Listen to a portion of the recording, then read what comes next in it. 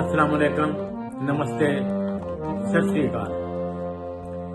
ਅੱਜ ਜਿਹੜੀ ਮੈਂ ਗੱਲ ਕਰਨ ਲੱਗਾ ਨਾ ਕਿ ਜਿਹੜਾ ਉਸਤਾਦ ਉਹਦੀ ਕਲਾਮ ਪੜਨ ਲੱਗੇ ਨੇ ਉਹ ਇੰਨਾ ਦਰਦਨਾਕ ਆ ਕਿ ਮੈਂ ਹੀ ਲਿਖਿਆ, ਲੇਕਿਨ ਮੈਂ ਉਹਨੂੰ ਉਹ ਕੋਲ ਪੜ੍ਹ ਕੇ ਮੈਨੂੰ ਸੁਣਾ ਰਿਹਾ ਸੀ ਤੇ ਮੇਰਾ ਉਦੋਂ ਹੀ ਕੰਟਰੋਲ ਤੋਂ ਬਾਹਰ ਹੋ ਗਿਆ। ਮੈਂ ਇਹ ਜਿਹੜੇ ਸਮਝ ਸਕਣਗੇ ਉਹਨਾਂ ਵਾਸਤੇ ਦੇਖੋ, ਇਹ ਜਿਹੜੇ ਨਾ ਅਫਸਰ ਵਕੀਲ ਜੱਜ पटवारी करनल जनरल वजीर शबीर कबीर सफीर ये कोई शै नहीं होंगे। ये 2 टके की चीज होंगी है। असल चीज होंगी है जड़। जड़ कौन होंगी है? जड़ से बनाती है एक दरख्त। वो जो दरख्त बन जाता है उस दरख्त फैल जाता है, फिर वो दुनिया की जरूरत बन जाती है। जो दुनिया की जरूरत बन जाती है तो उस दरख्त चो फिर एक लकड़ी वड्डी जाती है। ਉਹ ਲੱਕੜੀ ਵੱਢ ਕੇ ਫਿਰ ਉਹਦੇ ਕੁਹਾੜੀ ਦਾ ਦਸਤਾ ਬਣਦਾ ਹੈ।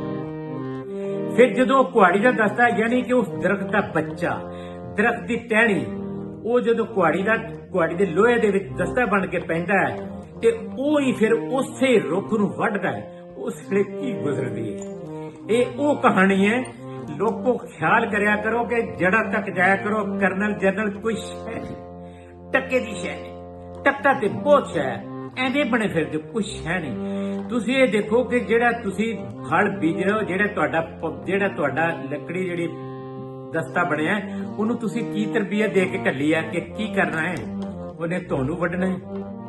ਤੇ ਇਹ ਗੱਲ ਮੈਂ ਜਿਹੜਾ ਤੁਹਾਨੂੰ ਪੰਜਾਬੀ ਹੋ ਮੈਂ ਤੁਹਾਨੂੰ ਦੱਸ ਰਿਹਾ, ਪੰਜਾਬੀ ਮੈਂ ਤਾਂ ਬਾਰ-ਬਾਰ ਕਹਿੰਦਾ ਕਿ ਪੰਜਾਬੀ ਜਿਹੜੀ ਬੋਲੋ, ਪੰਜਾਬੀ ਬੋਲੋ ਤੇ ਪੰਜਾਬੀ ਤੋਂ ਬਗੈਰ ਗੁਜ਼ਾਰਾ ਨਹੀਂ ਤੇ ਮਾਂ ਬੋਲੀ ਤੋਂ ਬਗੈਰ ਗੁਜ਼ਾਰਾ ਨਹੀਂ। ਤੇ ਮੈਂ ਤਾਂ ਪਿੱਟਦਾ ਕਿ ਤਰੱਕੀ ਕਰਨੀ ਜੇ ਤੇ ਮਾਂ ਬੋਲੀ ਚ ਕਰੋ। ਮਾਂ ਬੋਲੀ ਉਹ ਗੱਲ ਕਰਦੀ ਹੈ, ਉਹ ਆਧਾਰ ਕਰ ਦਿੰਦੀ ਹੈ ਕਿ ਜਿਹੜੀ 1 ਕਰੋੜ ਤੁਸੀਂ ਸਾਇੰਸਦਾਨ ਰਲਾ ਲਓ, ਤੁਸੀਂ ਇੱਕ ਰਾਈਟਰ ਰਲਾ ਲਓ ਅੰਗਰੇਜ਼ਾਂ ਦੇ ਦੂਜਾ ਦੇ।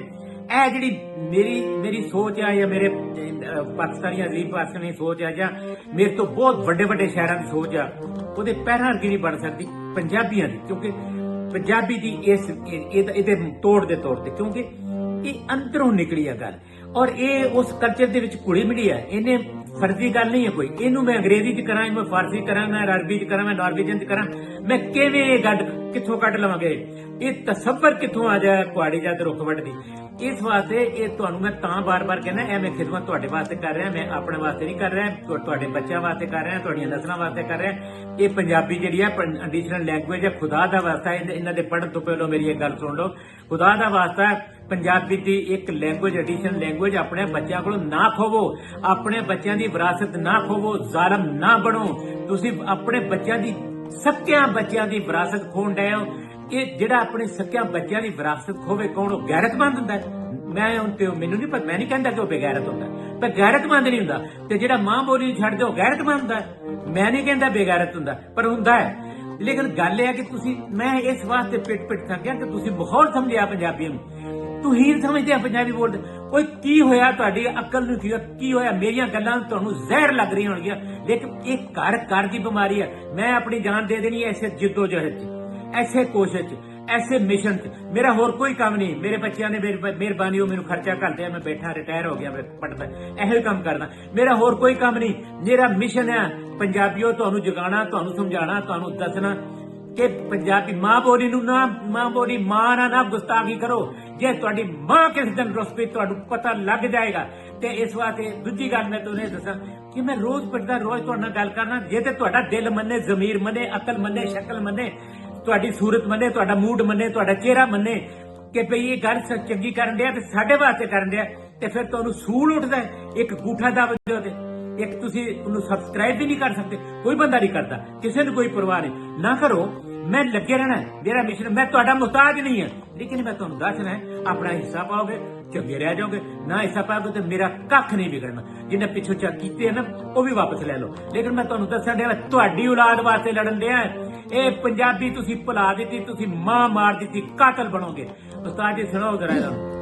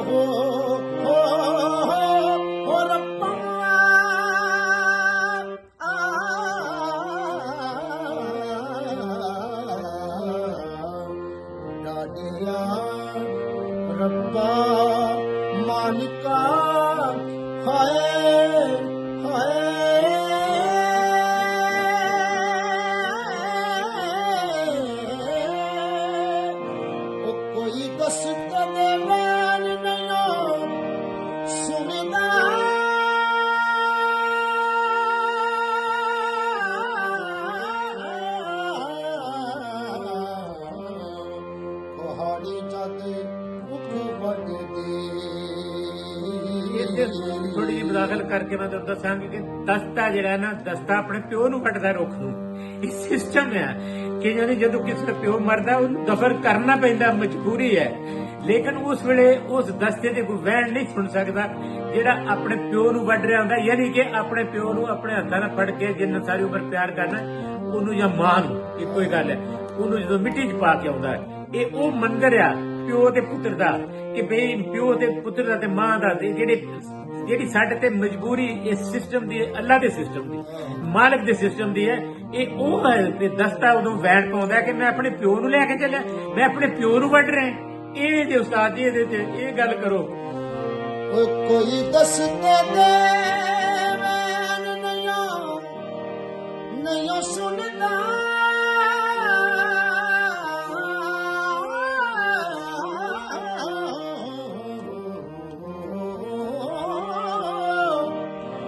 ਕੋਈ ਦਸਤੇ ਦੇ ਵੈਣ ਨਹੀਂ ਸੁਣਦਾ।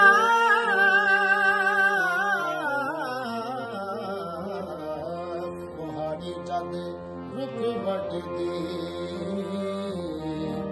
ਹਾਏ ਜਦ ਰੁੱਖ ਵੱਢਦੇ, ਹਾਏ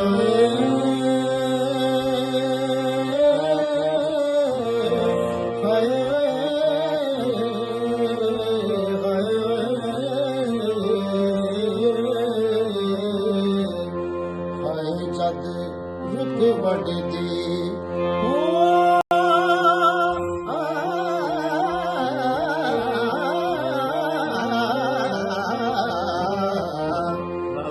ਜਦ ਰੁੱਖ ਵੱਢਦੇ, ਵੱਢਦੀ ਹਾਏ ਹਾਏ ਹਾਏ ਹਾਏ ਹਾਏ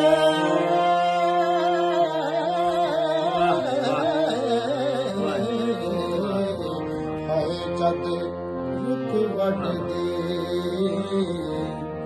ਹਾਏ ਜਦ ਰੁੱਖ ਵੱਢਦੇ। ਬਾਬਾ ਸੋਤਾ ਹਾਏ ਜਦ ਰੁੱਖ ਵੱਢਦੇ।